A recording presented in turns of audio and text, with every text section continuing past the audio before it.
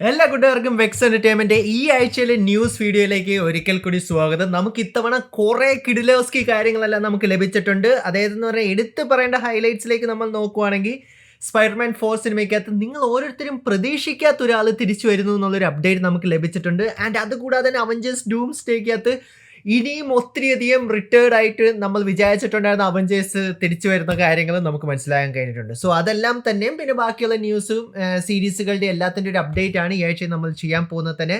അപ്പോൾ കൂടുതൽ കാര്യങ്ങൾ പറഞ്ഞ് എനിക്കറിയാം നമ്മുടെ ഓരോരുത്തരുടെ സമയം ഭയങ്കര വിലപ്പെട്ടാന്ന്. അപ്പോൾ നമുക്ക് തുടങ്ങിക്കളയാം. സോ വീഡിയോ സ്റ്റാർട്ട് ചെയ്യുന്നതിന് മുമ്പ് ചെറിയൊരു ക്ലീഷേ ഞാൻ ഒരിക്കൽ കൂടി നിങ്ങളോട് പറയുക തന്നെയാണ്. മറ്റൊന്നുമല്ല, നമ്മുടെ ചാനലിനെ സപ്പോർട്ട് ചെയ്യാൻ നിങ്ങൾ ഒന്ന് സബ്സ്ക്രൈബ് ചെയ്യുന്ന കാര്യങ്ങൾ പരിഗണിക്കാവുന്നത് തന്നെയാണ്. കാരണം എന്താണെന്ന് വെച്ചാൽ നമുക്ക് ഈ ഒരു ചെറിയ കമ്മ്യൂണിറ്റി 2025 എത്തുമ്പോഴേക്കും നമുക്ക് എന്താണെങ്കിലും 100K അടിച്ചേ നമുക്ക് മതിയാവുള്ളൂ. സോ നിങ്ങളുടെ സപ്പോർട്ട് നമ്മുടെ ഈ ഒരു ചാനലിൻ്റെ കൂടെ ഉണ്ടാവുമെന്ന് ഞാൻ എന്താണെങ്കിലും പ്രതീക്ഷിക്കുന്നു. ഇനി അപ്പോൾ എന്താണെങ്കിലും ടൈമൊന്നും കളയുന്നില്ല, വാർത്തകൾ വിശദമായിരിക്കുന്നു എന്ന് തന്നെ ഞാൻ പ്രതീക്ഷിക്കുന്നു. നമുക്ക് ഈ ആഴ്ചയിലെ ആദ്യത്തെ ന്യൂസിലേക്ക് തന്നെ നമുക്ക് കിടക്കാം. എടുത്തു പറയേണ്ട ന്യൂസ് തന്നെയാണ്. റീസെൻ്റ്ലി സോണിക് ദ ഹെഡ്ജോഗിൻ്റെ 3ാം ഭാഗത്തിൻ്റെ പ്രീമിയർ സംഭവിച്ചിട്ടുണ്ടായിരുന്നു. അതിൻ്റെ കൂടെ തന്നെ Jim Carrey, the legendary Jim Carrey himself, പുള്ളിക്കാരൻ നമുക്കറിയാം, പുള്ളിക്കാരൻ റിട്ടയർഡ് ആയെന്നുള്ള കാര്യങ്ങളെല്ലാം നമുക്ക് അറിയാവുന്നത് തന്നെയാണ്. പക്ഷെ എന്നാലും ഇപ്പോഴും സിനിമകളിൽ വരുന്നുണ്ട്.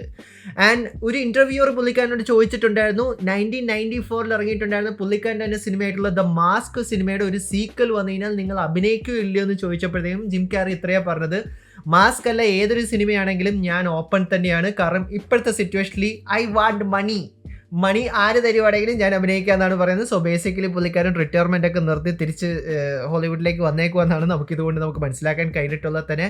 സോ നിങ്ങൾക്ക് മാസ്കിൻ്റെ 2ാം ഭാഗം ജിം കാരിയുടെ കാണാൻ താല്പര്യമുണ്ടോ? എന്നോട് ചോദിക്കണേ, എനിക്ക് നല്ല രീതിയിൽ തന്നെ താല്പര്യമുണ്ട്. കാരണം അത് സത്യം പറഞ്ഞാൽ ചൈൽഡ്ഹുഡ് മെമ്മറി തന്നെയായിരുന്നു. ആ ഒരു സിനിമ കിടിലൻ തന്നെയായിരുന്നു ആ ഒരു കാലഘട്ടത്തിലെ തന്നെ. ആൻഡ് ജിം കാരി ഇതേപോലെ തന്നെ ഒത്തിരി കിടിലനായിട്ടുള്ളൊരു സിനിമകൾ ചെയ്തിട്ടുണ്ട്. എയ്സ് വെഞ്ചൂറ, പിന്നെ ഗ്രിഞ്ച് സ്റ്റോൾ ദ ക്രിസ്മസ്.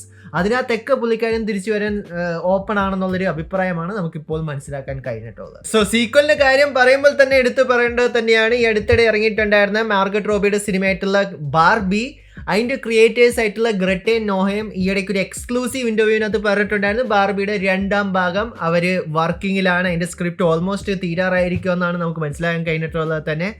സോ നമുക്ക് അടുത്ത ബാർബിംഗ്ഹൈമർ ലഭിക്കാൻ സാധ്യത വളരെ കൂടുതൽ തന്നെയാണ്. അടുത്ത് തന്നെ മൈക്കൽ ഗ്രേസി, അതായത് ഗ്രേറ്റസ്റ്റ് ഷോമാൻ എന്ന് പറഞ്ഞ സിനിമയുടെ ഡയറക്ടറിനെ വെച്ച് ഡിസ്നി അവരുടെ പുതിയ ലൈവ് ആക്ഷൻ സിനിമയായിട്ടുള്ള ടാങ്കിൾ ചെയ്യാനാണ് അവരിപ്പോൾ പ്ലാൻ ചെയ്തുകൊണ്ടിരിക്കുന്നത് തന്നെ. നമുക്കറിയാം ഡിസ്നി ഈയിടെയായിട്ട് കുറേയധികം അവരുടെ ആനിമേറ്റഡ് പ്രൊജക്ട്സ് എടുത്തിട്ട് ലൈവ് ആക്ഷൻ ആക്കുന്നതെല്ലാം നമ്മൾ കണ്ടിട്ടുണ്ട്.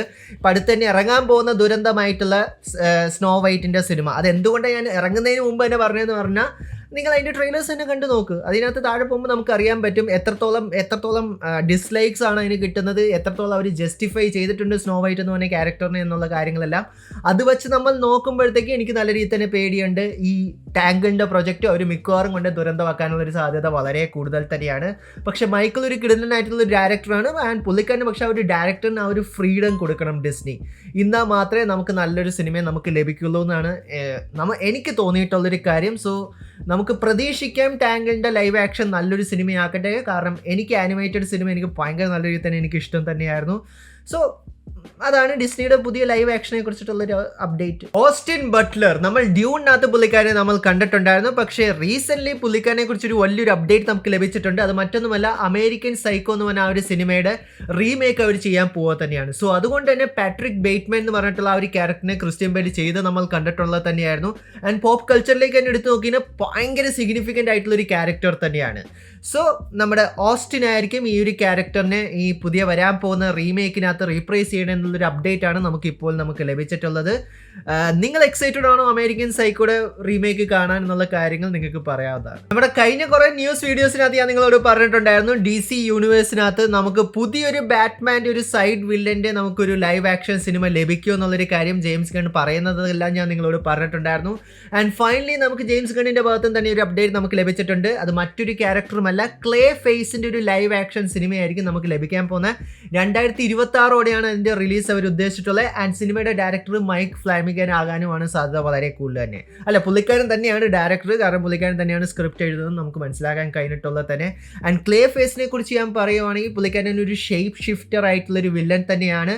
നമ്മൾ ക്രീച്ചർ കമാൻഡോസിനകത്ത് നമ്മൾ കണ്ടിട്ടുണ്ടായിരുന്നു, പിന്നെ ഹാർലിക്വിൻ്റെ ആ ഒരു സീരീസിനകത്ത് നമ്മൾ കണ്ടിട്ടുണ്ടായിരുന്നു. എന്തിന് കൂടുതൽ പറയണം, ബാറ്റ്മാൻ്റെ ഒരു ഐക്കോണിക് ആയിട്ടുള്ളൊരു വില്ലൻ തന്നെയാണ് ക്ലേ ഫേസ്. പുള്ളിക്കാരൻ ആരായിട്ടും ഷേപ്പ് ഷിഫ്റ്റ് ചെയ്യാൻ കഴിയുന്നത് കാര്യം തന്നെയാണ്.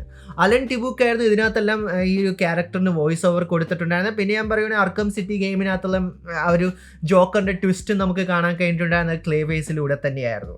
സോ നിങ്ങൾ എക്സൈറ്റഡ് തന്നെയാണോ? കാരണം ജെയിംസ് ഗണ്ണിലേക്ക് നമ്മൾ നോക്കിയാൽ പുള്ളിക്കാരൻ അധികം പോപ്പുലർ അല്ലാത്ത കുറേ ക്യാരക്ടേഴ്സിനെ വെച്ച് മെയിൻ സിനിമയൊക്കെ ചെയ്യുന്ന നമുക്ക് കാണാൻ കഴിഞ്ഞിട്ടുണ്ട്. എന്താണെങ്കിലും സോണിയുടെ SSU പോലെ ആവില്ലെന്ന് തന്നെ ഞാൻ പ്രതീക്ഷിക്കുന്നു.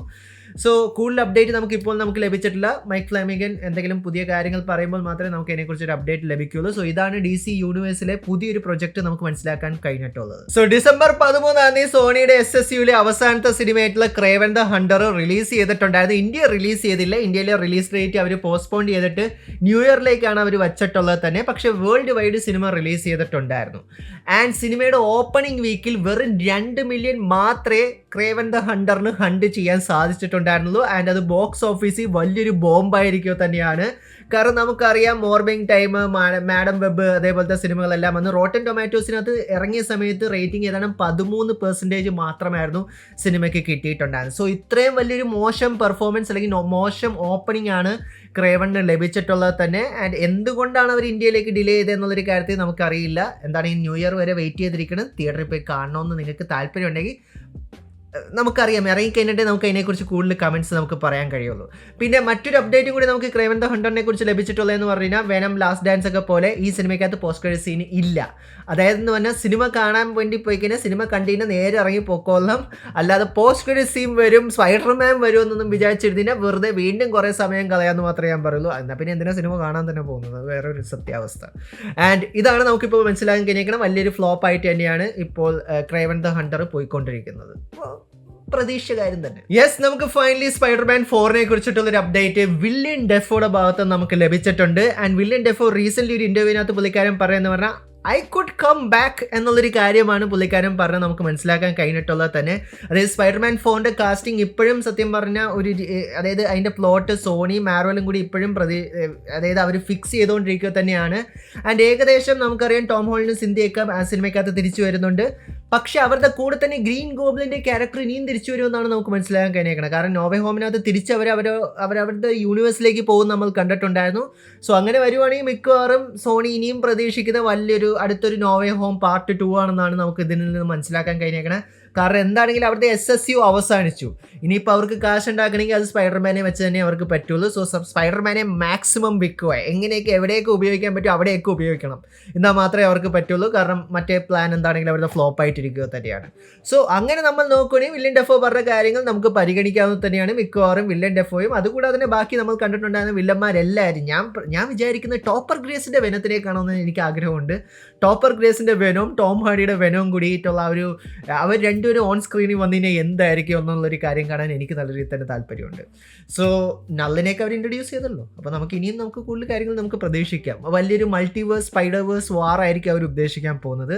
സോ ഇതാണ് നമുക്ക് വില്ലൻ ഡെഫോയുടെ ഭാഗത്ത് നിന്ന് ലഭിച്ചിട്ടുള്ള അപ്ഡേറ്റ്. സോ ഫൈനലി നമുക്ക് നമ്മുടെ അവഞ്ചേഴ്സ് ഡൂംസ് ഡേ സെഗ്മെന്റിലേക്കാണ് നമുക്ക് കിടക്കാം. ഇതിനകത്ത് എടുത്ത് പറയേണ്ട ഒരു കാര്യം, കഴിഞ്ഞ ആഴ്ച നമ്മൾ ഓരോരുത്തരും കേട്ടത് തന്നെയാണ്, ക്രിസ് ഇവാൻസ് തിരിച്ചു വരുമോ തന്നെയാണ് മാർവലിലേക്ക്. പുള്ളിക്കാരൻ റിട്ടയർമെന്റ് എടുത്ത് പോയത് തന്നെയാണ്. പക്ഷേ റീസെന്റ് നമുക്കിപ്പോൾ മനസ്സിലാക്കാൻ കഴിഞ്ഞിട്ടുള്ള റോബർട്ട് ഡൗണിയുടെ കൂടെ തന്നെ അവഞ്ചേഴ്സ് ഡൂംസ് ഡേക്കകത്ത് പുള്ളിക്കാരൻ തിരിച്ചു വരുമോ എന്നുള്ളൊരു കാര്യം തന്നെയാണ് നമുക്ക് മനസ്സിലാക്കാൻ കഴിഞ്ഞേക്കണേ. ആൻഡ് മിക്കവാറും ക്യാപ്റ്റൻ അമേരിക്കയുടെ റോൾ ആയിരിക്കില്ല പുള്ളിക്കാരൻ പ്ലേ ചെയ്യാൻ പോകുന്നത്, ഹൈഡ്രയുടെ റോൾ ആയിരിക്കും എന്നാണ് നമുക്കിപ്പോൾ ഏകദേശം ഒരു റൂമേഴ്സ് നമുക്ക് ലഭിച്ചിട്ടുള്ളത് തന്നെ. ക്രിസ് ഇവാൻസ് മാത്രമല്ല വേറെയും കുറേ ആക്ടേഴ്സ് കൺഫേം ചെയ്തിട്ടുണ്ട് അവർ തിരിച്ച് ഡൂംസ് ഡേയിലേക്കും സീക്രട്ട് വാഴ്സിലേക്കും വരാൻ പോകാന്നുള്ളൊരു കാര്യം. അതിലെടുത്ത് പറയേണ്ടത് തന്നെയാണ് ഹെയ്ലി ആറ്റ്വെൽ. നമുക്കറിയാം പുള്ളിക്കാരി ക്യാപ്റ്റൻ കാർട്ടറിന്റെ ക്യാരക്ടറിനെ ആയിരുന്നു MCUവിനകത്ത് ചെയ്തേക്കുന്നത് നമ്മൾ കണ്ടിട്ടുണ്ടായിരുന്നത്. ആൻഡ് മൾട്ടിവേഴ്സ് ഓഫ് മാഡ്നസിനകത്ത് ക്യാപ്റ്റൻ അമേരിക്കയുടെ ക്യാരക്ടറിനെ നമ്മൾ കണ്ടിട്ടുണ്ടായിരുന്നു. പക്ഷേ പുള്ളിക്കാരി റീസെന്റ് ഒരു ഇന്റർവ്യൂവിനകത്ത് കൺഫേം ചെയ്തിട്ടുണ്ടായിരുന്നു, ഞാൻ തിരിച്ച് ഡൂംസ് ഡേയിലേക്ക് വരുന്നുണ്ട്, അതായത് എൻ്റെ ക്യാരക്ടറിന് ഇനിയും കുറേ സ്റ്റോറീസ് പറയാനുണ്ടെന്നുള്ളൊരു കാര്യമാണ് നമുക്കിപ്പോൾ ഏകദേശം മനസ്സിലാക്കാൻ കഴിഞ്ഞിട്ടുള്ളത്. പറഞ്ഞിട്ടുള്ളത്. പക്ഷേ ഏത് ക്യാരക്ടറിനെ ആയിരിക്കും പുള്ളിക്കാരി ചെയ്യാൻ പോകുന്നത്?